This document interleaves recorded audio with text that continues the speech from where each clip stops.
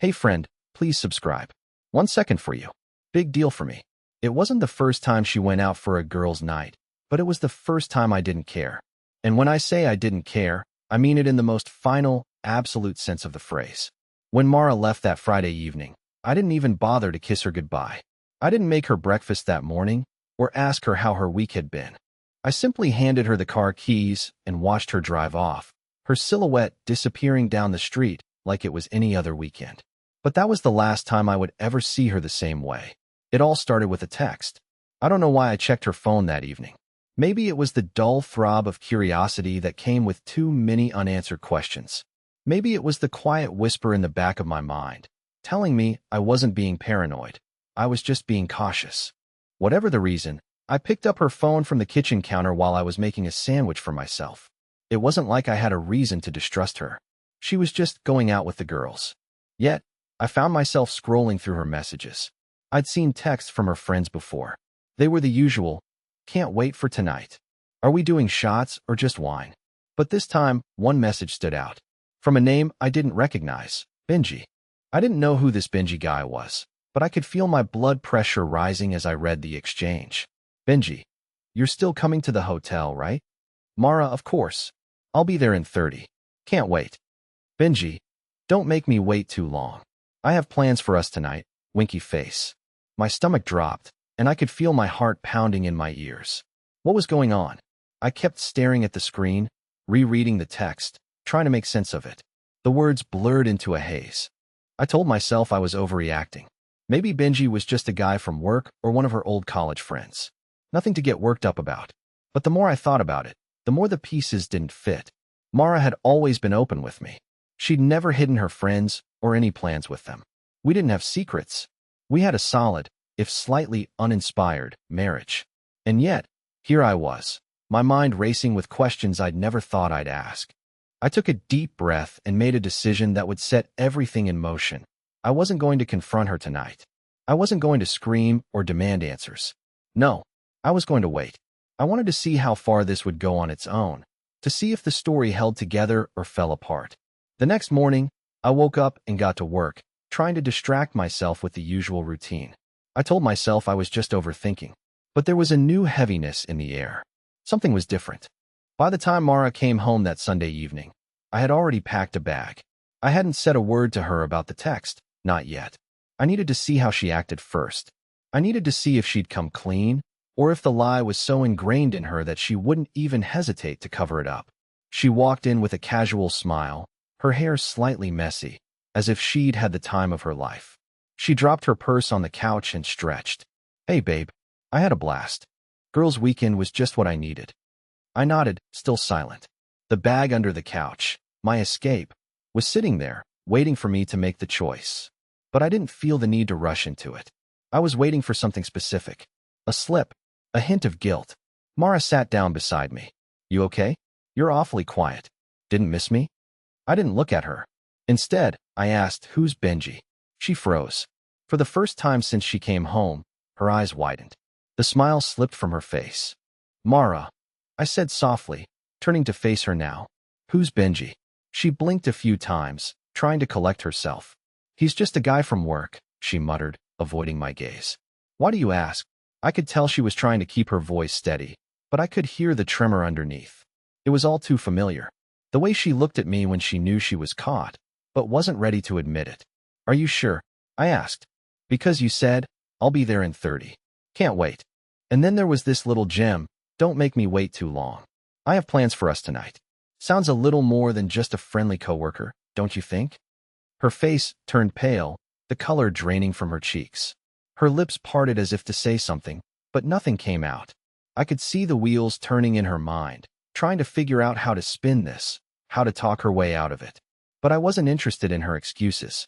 I wasn't interested in hearing how it was just a misunderstanding or how she didn't mean it that way. I'd had enough of the lies, of the little moments where I wasn't sure what was real anymore. I'd lost myself in the maze of questions that no longer had answers. I stood up from the couch and walked to the bedroom. I grabbed my bag, my heart pounding in my chest. I couldn't stay here anymore. I couldn't stay with someone who had so little respect for me, who would betray my trust and think I wouldn't notice. "Mara," I said, not turning back as I reached the door. "I'm leaving." She followed me, her voice trembling now. "Ben, please, don't do this. We can talk about it. We can fix it." But I didn't turn around. I didn't need to hear it. Not this time. I walked out the door and into a future I never saw coming. I wasn't just leaving the apartment. I was leaving everything I had ever known. My life was no longer mine. It had been taken piece by piece, and all I could do now was take the one-way flight away from it. And as I walked down the stairs to my car, I felt a strange sense of peace settle over me. I had no idea what was next, but I knew one thing for sure. I wasn't going back. And neither was she. When I walked out that door, the weight of it hit me almost immediately. I had just left everything behind. My wife, my home, the life I'd spent years building. It was all slipping through my fingers, and I wasn't sure if it was relief or terror that filled me. I drove in silence. I didn't have a destination in mind, just the urge to get as far away as possible. My phone buzzed a few times, but I ignored it. She had already tried to call twice, but I couldn't bring myself to answer. I didn't want her voice. I didn't want her apologies or explanations. The truth was out there now, and it was uglier than I could have ever imagined. By the time I pulled into the small hotel parking lot, the sun was starting to dip. I didn't know why I chose this place. Maybe because it was cheap, or maybe because it was far enough away from everything that I wouldn't run into anyone I knew. But as I sat in my car, staring at the empty hotel lobby through the rain-speckled windshield, something inside me clicked. This was it. There was no going back. I grabbed my bag, slammed the door behind me, and walked into the lobby. The woman behind the counter didn't ask questions. She handed me a room key with barely a glance, and I was on my way. I didn't even think about the fact that I was essentially checking into a life I hadn't planned for. The room was simple, but the bed looked comfortable enough. I threw my bag on the floor and collapsed onto the mattress. There was no plan, no strategy, just silence. I kept seeing Mara's face in my mind. The way she looked at me when I asked about Benji. That hesitation, that fear. The realization that I had no idea who the person I had been married to for 6 years even was. I kept wondering how long she had been lying to me. Was this something new, or had it been going on for months, or even years? The questions swirled, and I hated myself for not seeing it sooner. My phone buzzed again. This time, I couldn't ignore it. It was a text from Mara. "Please, Ben. I'm sorry. I didn't mean for this to happen. I need to explain. Can we talk?" I stared at the screen, my thumb hovering over the reply button. Part of me wanted to respond, wanted to hear her side of the story, to hear how she would try to justify everything. But I already knew the answer. She didn't have a good reason. I put the phone down and went to the window, staring out at the rain, the world outside as messy as I felt inside. It was then that the idea hit me. What if I didn't just walk away? What if I took this opportunity to leave for good? To start fresh, without the lies, without the betrayal. I grabbed my phone again and searched for the next available flight. I didn't know where I was going, but I was done.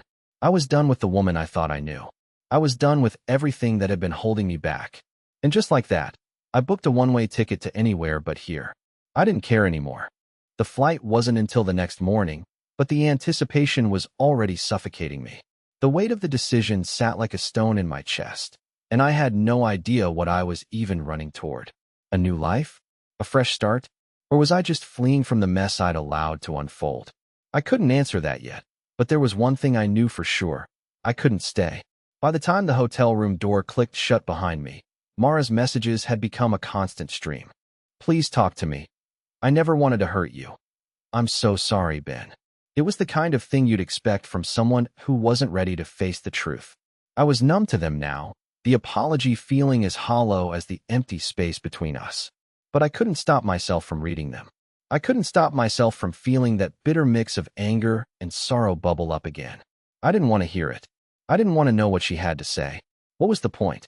She had made her choice, and in doing so, she'd pushed me to mine. She wasn't the person I thought she was, and that was all I needed to know. Still, I couldn't help but imagine how it had all played out. Was she with him now? Was she sitting across from Benji at some overpriced restaurant, laughing, as if everything was normal? I imagined her smiling at him, touching his arm like she used to do to me. The thought made my stomach twist, but I wouldn't let it consume me. I couldn't. Instead, I grabbed my phone again. The flight was just a few hours away. A one-way ticket to nowhere. I had no idea what I was going to do once I landed, but I knew one thing. It was the only way to break free. The night felt longer than it should have, the weight of the situation pressing down on me. I spent most of it pacing the small hotel room, replaying every conversation, every look, every moment of doubt I'd ignored. My own self-doubt was becoming overwhelming, but the thought of returning home was worse. I couldn't face her. Not after this. The next morning, I checked out of the hotel with nothing but my backpack and a few $100s in my pocket. I didn't even bother to check Mara's messages anymore. I knew what I would find: more apologies, more begging. But nothing could undo what had been done. At the airport, I sat in the terminal, staring at the departure board, trying to decide on my destination. It didn't matter. I could go anywhere. I just needed to get out. I clicked through a few options, finally booking a last-minute flight to somewhere I'd never been. Somewhere that wasn't tied to memories of her. Somewhere far from everything.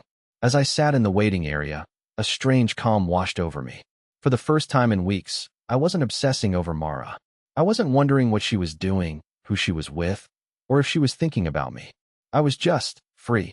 And it felt like a strange kind of relief. The flight boarded, and I joined the line, carrying nothing but the weight of my past and the faint hope of something better. As I walked down the jet bridge, I looked back at the terminal. I didn't know when, or if, I'd ever return. And I didn't care. The flight was uneventful, a few hours of turbulence and cold coffee.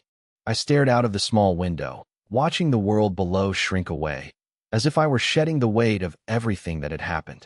When the plane finally touched down, the city I arrived in felt unfamiliar. Bright lights, tall buildings, a skyline that seemed like a different life altogether. A life that wasn't mine yet, but maybe could be. I didn't have a plan. I didn't know where I was staying, what I would do next, or how I was going to rebuild from the mess I had left behind. But in that moment, I felt something I hadn't felt in years: freedom. I wandered through the city like a ghost, letting the unfamiliar streets carry me where they would. There was no GPS guiding me, no familiar landmarks to orient myself. I wasn't sure where I was heading, but I knew I was heading away from everything that had been holding me back. Every corner I turned felt like a small victory. Eventually, I found a small cafe in a quiet part of town. The kind of place that had no rush, no stress, just people sipping coffee and chatting in the background. I grabbed a seat by the window, ordered something bland, just to have something to do with my hands, and let my mind wander. That's when I received another message from Mara. "I'm coming to find you. Don't leave me, Ben. Please. You're the only thing that matters to me." I stared at the screen for a long time. The words felt so desperate, so unlike the person I had known. It was almost too much to process. Was she really that lost? Or was it all just a show, another attempt to pull me back into her world, a world I didn't want to be part of anymore? My fingers hovered over the keyboard, but I didn't reply. What would be the point? She had made her choice, and so had I. I leaned back in my chair and let the noise of the cafe wash over me. For the first time in a long time, I wasn't consumed by the anxiety of wondering what she was doing, where she was, who she was with. I knew she wasn't here anymore, and maybe, just maybe, that was enough. Later that evening, I checked into a cheap hotel. It was small, no frills, just a place to sleep, a place to pause and think. The city outside hummed with life, but I felt like I was floating, disconnected from everything that had been my reality for so long. I knew I couldn't go back to it. Not after what I had learned, not after everything I had witnessed in the silence of my own thoughts. That night, I finally let myself fall asleep without the weight of questions about Mara, without wondering if I'd ever see her again. For the first time in ages, I slept soundly, no dreams, no worries. It was almost as if I had stepped outside myself, like I had become someone else entirely. The next morning, I woke up to a call from a number I didn't recognize. It was Mara. "Ben, please listen to me. I'm so sorry for everything. I made a terrible mistake. I love you. You don't understand." Her voice sounded so different, like she was finally admitting the truth, like she was finally willing to own up to the betrayal. But I didn't pick up. I couldn't. I had already made my choice, and the distance between us had already grown so wide that I wasn't sure if there was any way back. I didn't know what she expected me to do, what she thought a few words could fix. The damage was done, and no apology could ever undo what she had done. And so I let the call go to voicemail. I went about my day, exploring the city, keeping my mind busy. I didn't want to think about her. I didn't want to think about us. For the first time, I was learning how to be alone, how to breathe without the weight of someone else's decisions hanging over me. I was starting to believe that maybe being alone was better than the lie I had been living. Maybe it was time to let go of the past, to leave behind the version of myself that was willing to ignore the red flags. And as I walked through the streets of this new city, I couldn't help but feel something I hadn't felt in years: hope. I woke up to the sound of my phone vibrating on the nightstand. My heart skipped a beat as I reached for it, half expecting it to be Mara, but it wasn't. It was a message from an unknown number, and for a moment, I hesitated. I opened it anyway. "Ben, I know you're probably angry, but please, let's talk. I want to make this right." Her words felt like a punch to the gut. I'd been so sure I was done with her, done with all the lies, but now there was a crack in my resolve. Her voice still echoed in my head, the one I thought I knew. She sounded desperate, broken even, and part of me felt a surge of guilt for shutting her out. But then another part of me reminded myself that I wasn't the one who'd made this mess. I stared at the phone, my thumb hovering over the screen, torn between responding and ignoring it completely. I'd been avoiding her calls for days now, but somehow, I knew this wasn't just another apology. This was different. I decided to call her. The phone rang twice before she picked up. Her voice sounded weak, hesitant, like she wasn't sure if I was even going to answer. "Ben." I didn't say anything for a moment. Part of me wanted to scream at her, ask her how she could betray me like this, but I couldn't bring myself to. The silence between us was enough. "I don't know what you want from me," I finally said, my voice calm but distant. "You've had your chance." There was a pause on the other end, followed by a deep, shaky breath from her. "Ben, please," she said again. "I'm not asking you to forgive me, but I need you to understand. I didn't mean for any of this to happen." I wanted to tell her I didn't care about her excuses, that everything she said now felt like a hollow plea. But instead, I simply asked, "Why him? Why Benji?" She was quiet for a long time, and when she finally spoke, it wasn't the answer I was expecting. I didn't even realize it was happening at first. It wasn't just about him. It was about me. About feeling like I lost myself somewhere along the way. I thought I could still be me, but I messed up. I didn't know how to respond to that. Was it supposed to make sense? Did it matter why? The betrayal wasn't about the how or the why.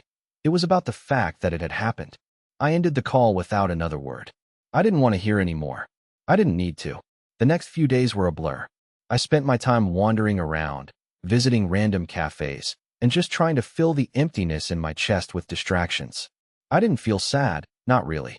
But I didn't feel relief either. I just felt numb. It wasn't until I was sitting in a park one afternoon, staring at the people around me, that I realized what had really happened. I had left everything behind: my marriage, my life, my future, and I hadn't even looked back. I was free, and for the first time in a long time, that felt terrifying. But I knew one thing for sure: there was no going back.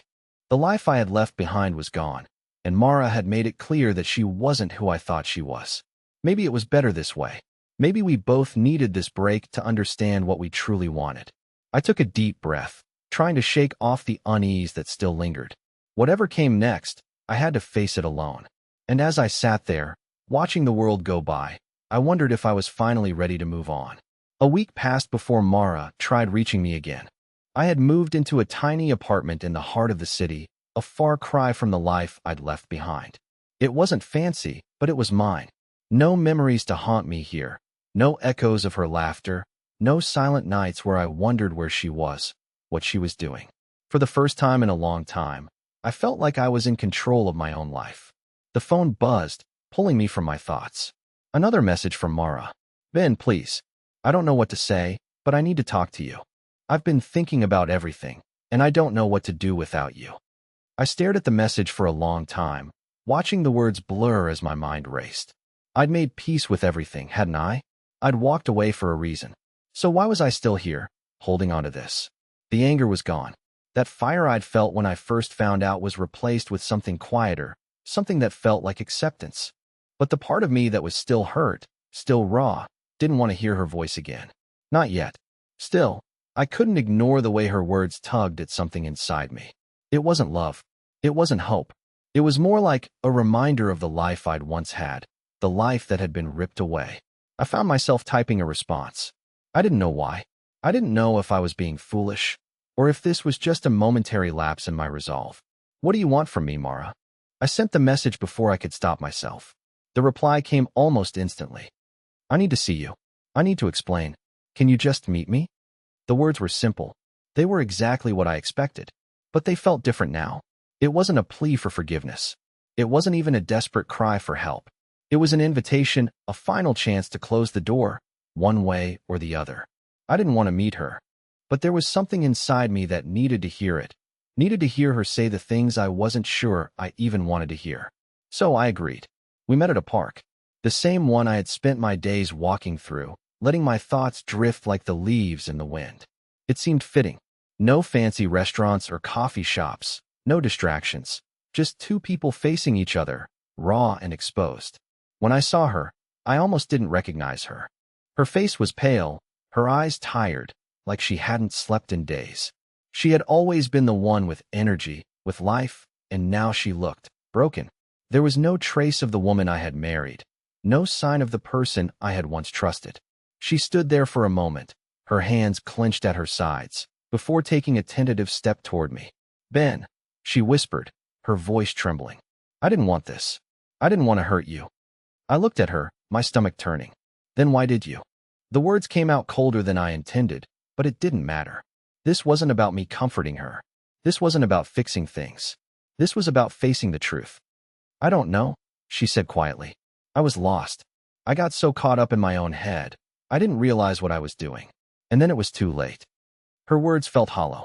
They felt rehearsed, as if she had said them 100 times already. I had heard all this before, from 1,000 other stories, 1,000 other apologies. And I couldn't bring myself to believe her. Not anymore. I didn't ask for this, Mara, I said, my voice hardening. I didn't ask for any of it. You made a choice. You made your bed. She flinched, but I didn't care. I had to let it out. All the anger, all the betrayal that I had been holding back came rushing to the surface. I didn't care that she was sorry. I didn't care that she was hurting. The fact was, she had crossed a line that couldn't be uncrossed. Her eyes filled with tears, and she took a step back, her face crumpling. Please don't hate me, she whispered. I couldn't answer her. I didn't have the words. Hate? No. But I didn't love her either. Not in the way I once had. And maybe, in that moment, I realized that was what hurt the most. That the person I thought I knew, the person I had loved, was gone. And in her place, there was just a stranger, asking for forgiveness she didn't deserve. I don't hate you, Mara, I finally said. But I can't keep pretending. I can't keep living a lie. I need to move on. Her tears fell freely now, but I couldn't bring myself to comfort her. I couldn't bring myself to tell her it was going to be okay because it wasn't. Without saying another word, I turned and walked away. It was over. For both of us. The days that followed felt like a blur. I had made my decision, but the reality of it was harder than I expected. I spent more time than I'd like to admit staring at the blank walls of my new apartment, the silence around me suffocating. Mara's messages stopped coming for a while. She had finally given up, I suppose, but there was an emptiness in me now, a hollow space where all the anger had been. I had expected closure, but instead, I was left with nothing but questions. What had I been to her? What had this marriage really been? I told myself I didn't need answers, that I was better off without them. But every night, as I lay in the quiet of my new life, the doubts crept back in. I tried to drown them with distractions, books, TV, whatever I could find, but nothing worked. There was no escaping the ghost of what had been. Then, one evening, as I was walking back to my apartment from the corner store, I saw her, Mara, standing across the street, just outside the cafe where we used to meet. My heart stopped for a second. I didn't know what to do. I didn't know if I should turn around and walk away or cross the street and face her. I took a deep breath and crossed the street. When I reached her, she looked up, her face pale and weary, as if she hadn't been sleeping. Ben, she said quietly, her voice barely above a whisper. I couldn't stay away. I didn't know how to respond. There was too much pain between us now, too much that had been broken. But she wasn't looking for answers. She just wanted me to hear her, to listen. I don't know what you want from me anymore, Mara, I said, my voice tight. I've made my choice. I'm done. She shook her head, tears welling in her eyes. Please, don't say that. I wanted to tell her that I had no choice, that I couldn't keep pretending, but I didn't. I just stood there, watching her, waiting for her to say something that would change everything. But she didn't. She took a shaky breath and said, I thought I could live without you. But I can't. I didn't answer her. I didn't know how. All I knew was that whatever we had was gone, and no amount of pleading was going to bring it back. I turned away, my heart heavy with the weight of what I was leaving behind. But I didn't look back. I couldn't. I wasn't the same person I had been when I walked out that door, and I wasn't about to go back to being him. I woke up the next morning, not to an apology or a message from Mara, but to a new kind of clarity. The silence in my apartment didn't feel suffocating anymore. It felt like peace. I had finally let go, and in doing so, I had freed myself from the weight of the past. I had spent so long holding on to something that wasn't real, something that was broken beyond repair. Now, I was moving forward, not just physically but emotionally. I had decided to truly start over. I threw myself into my work, taking on more projects, diving into hobbies I had ignored for years. I reconnected with old friends, the ones I had distanced myself from while focusing so much on my marriage. I rediscovered a version of myself that had been buried under years of compromise and self-doubt. And for the first time in a long time, I felt alive again. But as the days passed, I couldn't help but feel a strange sense of justice, like the universe was finally balancing the scales. I wasn't sure how, but I knew Mara would face the consequences of her actions. It wasn't my place to teach her a lesson, but I knew something would catch up with her. A month later, I got an unexpected message. It wasn't from Mara, but from a mutual friend, someone who had been on the periphery of our social circle. The message read, Hey, I thought you should know. I heard something about Mara and Benji. I felt a strange mix of dread and curiosity. I hadn't thought about Benji much, but I knew she had been seeing him after everything fell apart. I opened the message. So, I ran into Benji at a bar last night. He was talking to some friends, and he didn't realize I was listening. Apparently, Mara isn't exactly the person she led you to believe. He said she'd been seeing someone else for months before the whole girls' weekend thing. And it gets worse. He said she had been stringing him along the whole time, planning on leaving you the moment it suited her. I read the message 3 times, letting it sink in. The realization hit like a punch to the gut. Mara hadn't just betrayed me once. She had been playing a game, pretending to be the faithful wife while planning an escape for months. She had used Benji, and now the truth was coming to light. It was poetic justice. I didn't need to confront her. I didn't need to say a word. The truth was out there, and it would follow her. Her lies were finally unraveling, and I couldn't help but feel a small, satisfied smile tug at the corner of my lips. I had moved on. I was free. And the person who had once been my everything was now facing the very consequences she had so long avoided. As the days went by, I continued to build the life I deserved, one free from lies, betrayal, and heartbreak. I found joy in small things again. A morning coffee, a walk in the park, a quiet evening at home. I wasn't perfect, but I was whole again. And I wasn't going to let anyone, especially Mara, steal that away from me. And as for Mara, well, the last thing I heard was that Benji had cut ties with her after everything came to light. She had lost him too. In the end, it wasn't about revenge. It was about freedom. And for the first time in years, I was truly, completely free. Please like the video and share your thoughts in the comments. I read them all.